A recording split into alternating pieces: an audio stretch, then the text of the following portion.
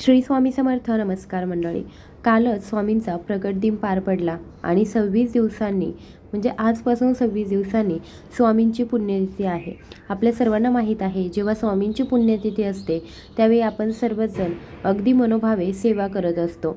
आजच्या व्हिडिओमध्ये मी तुम्हाला सांगणार आहे 6 ते 26 एप्रिल म्हणजे या 21 दिवसांमध्ये आपल्याला एक सेवा करायची आहे, ज्या सेवेमुळे आपल्या आयुष्यातले भोग संपू शकतात आणि आपल्या आयुष्यामध्ये आपल्या आयुष्याचं सोनं होऊ शकतं, आपलं कल्याण होऊ शकतं.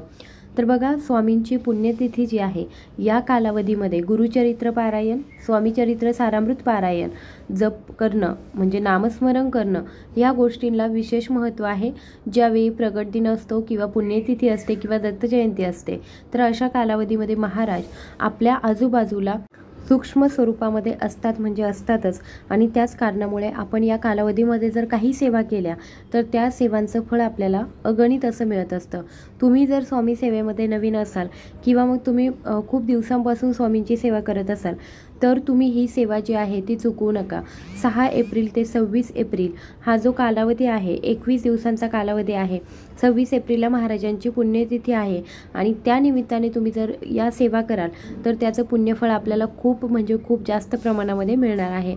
कशा सेवा करायच्या आहे, कोणत्या सेवा करायच्या आहे, ही संपूर्ण माहिती जाणून घेण्यासाठी व्हिडिओ अगदी शेवटपर्यंत बघत राहा. त्याचबरोबर कमेंट बॉक्समध्ये श्री स्वामी समर्थ किंवा श्री गुरुदेव दत्त लिहायला विसरू नका. तर बघा, प्रगट दिन आत्ता झालेला आहे. याच्या निमित्ताने सुद्धा बऱ्याच जणींनी, बऱ्याच ताईंनी स्वामी चरित्र सारामृताचं पारायण केलं होतं.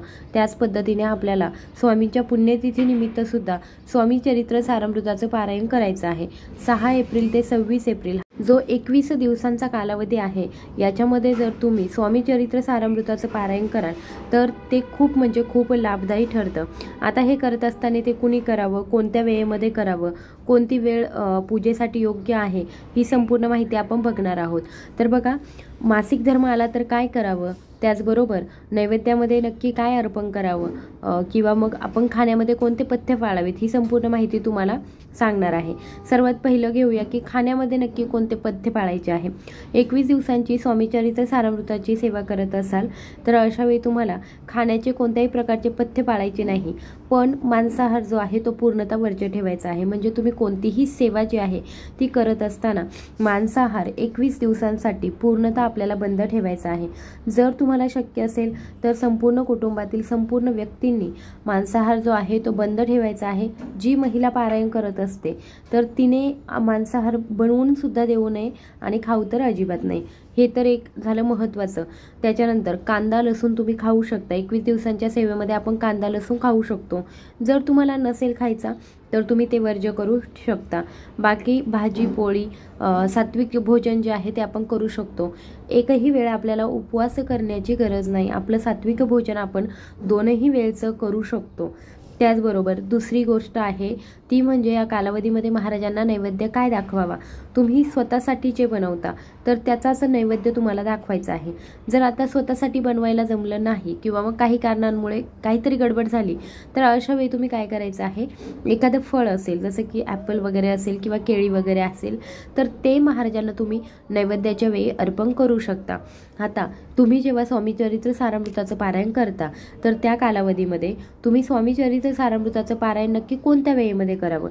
तर बघा, स्वामीचरित्र सारामृताचं पारायण करत असताना तुम्ही अगदी पहाटेपासून तर रात्रीपर्यंत, खरं तर 24 तासांमध्ये कधीही करू शकता, परंतु 12 ते 12:30 ही वेळ जी आहे ती दत्त महाराजांच्या भिक्षेची वेळ असते आणि या कारणामुळे 12 ते 12:30 ही वेळ सोडून तुम्ही दिवसभरामध्ये कधीही हे पारायण करू शकता. आता हे पारायण करत असताना शक्यतो एक मांडी पारायण करावं. एक मांडी म्हणजे काय की एकदा बसल्यानंतर आपण हे पारायण संपवायचं. सगळ्यात पहिलं तर स्वामीचरित्र सारामृताची सेवा कशी करायची, तर एकदा तुम्ही बसले की 1 ते 21 अध्याय पूर्ण करायचे, पूर्ण वाचन करायचं आणि मग उठायचं. तर हे आता 1 ते 21 अध्याय वाचण्यासाठी किती वेळ लागेल. तुम्ही जर खूप दिवसांपासून वाचत असाल तर 1 तास, पाऊण तास, आणि जर तुम्ही नवीन असाल या सेवेमध्ये तर साधारणतः 1.25 तास किंवा 1.5 तास तुम्हाला लागू शकतो. पण हळूहळू तुम्हाला जेव्हा प्रॅक्टिस होते तेव्हा ते अगदी पाऊण तासामध्ये किंवा 1 तासामध्ये तुमचं संपू शकतं. आता सर्वात पहिलं स्वामीचरित्र सारामृताला डायरेक्ट वाचायला सुरुवात करायची का, तर नाही, पहिली 1 माळ जप तरी आपल्या हातून व्हायला हवा. 11 माळी जप होणं शक्य असेल तर अतिशय उत्तम, पण शक्य नाही आहे, वेळ नसतो, तर तुम्ही 1 माळ जप करा आणि त्याच्यानंतर स्वामी चरित्र सारामृत वाचायला घेऊ शकता. आता सकाळी म्हणजे पहाटे जर पारायण केलं तर चालतं का? तर हो, सकाळी म्हणजे पहाटे, एकदम पहाटे जर तुम्हाला जाग येत असेल 4 वाजता आंघोळ वगैरे करून तुम्ही पारायणाला बसू शकता. देवपूजा वगैरे करायची आहे आपल्याला देवघरातील देवतांची. वेगळी मांडणी करण्याची गरज नाही, स्पेशली मांडणी अशी करण्याची गरज नाही. कलश तसाही आपल्या घरामध्ये भरलेला असतो आणि जर तुम्हाला वाटत असेल की मी वेगळी मांडणी करेल तर तुम्ही ते करू शकता. आपल्या मनोभावे आपल्याला ही सेवा जी आहे ती महाराजांची करायची आहे. सकाळ संध्याकाळ घरामध्ये आपल्याला आरती करायची आहे. तुम्ही संध्याकाळच्या वेळेमध्ये सुद्धा स्वामी चरित्र सारामृताचं पठण करू शकता. अगदी रात्री झोपण्याच्या वेळी सुद्धा तुम्ही स्वामी चरित्र सारामृताचं पठण करू शकता. आता काय होतं, सकाळी सेवा केली तर त्या सेवेमध्ये आपलं मन रमतं.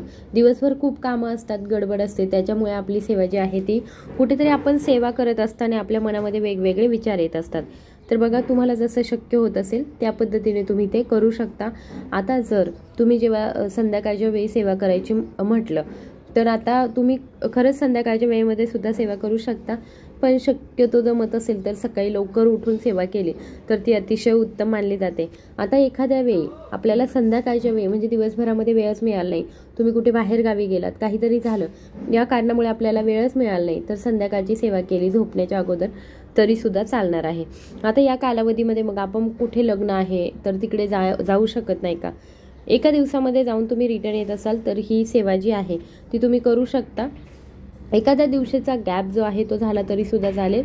मग काय करायचं, अशा वेळी जर गॅप होणार असेल तर तुम्ही जर रोज एक स्वामी चरित्र सारामृत म्हणजे 21 पारायण करणार असाल तर अशा वेळी एका दिवसाचं जे स्वामी चरित्र सारामृत आहे तर त्याच्या थोड्या 5 ओव्या वाचायच्या, दुसऱ्या दिवशी ते कंप्लीट करून टाकायचं.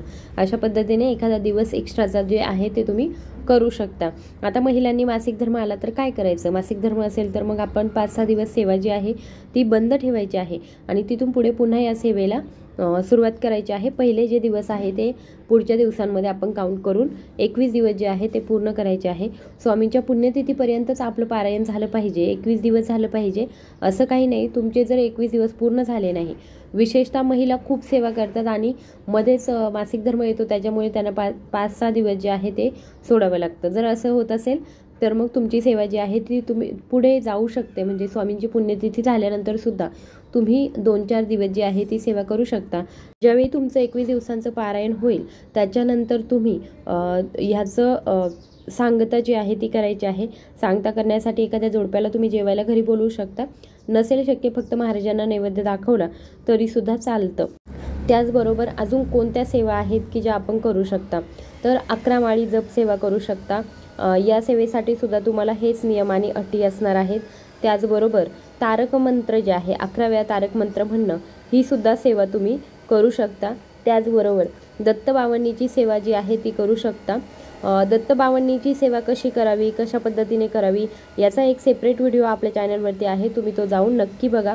तुम्हाला त्याच्यामधून खूप सारा फायदा जो आहे तो होऊ शकतो. आय होप ही माहिती तुम्हाला आवडली असेल तर जास्तीत जास्त लोकांपर्यंत नक्की शेअर करा.